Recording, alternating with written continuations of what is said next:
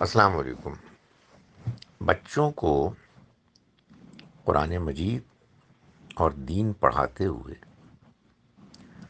سختی اور نرمی کا ایک امتزاج ہونا چاہیے۔ سختی نسبتاً کم ہو اور نرمی زیادہ ہو۔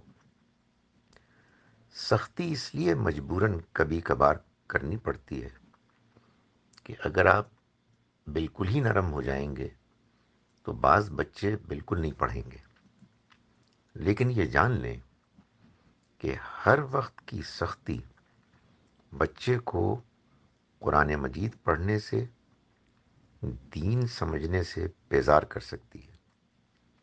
اس وجہ سے ہمیں اس معاملے میں بہت زیادہ محتاط ہونا چاہیے، اس لیے کہ ایک مرتبہ اگر بچہ دین کو جاننے سے بیزار ہو جائے تو پھر اس کو دین سمجھنے میں واپس لانا، اس کے اندر دلچسپی پیدا کرنا بہت مشکل ہو جائے گا۔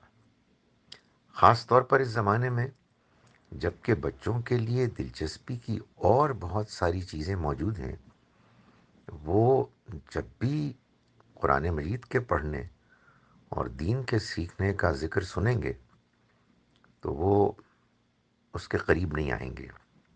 اس وجہ سے ہمیں بچوں کو دین سکھاتے ہوئے، قرآن مجید پڑھاتے ہوئے نرمی کو اختیار کرنا چاہیے۔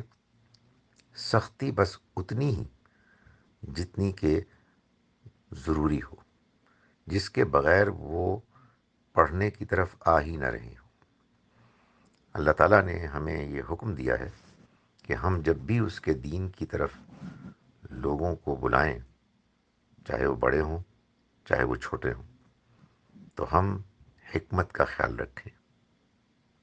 ادعو الی سبیل ربک بالحکمہ، تم اپنے رب کے راستے کی طرف لوگوں کو بلاؤ حکمت کے ساتھ۔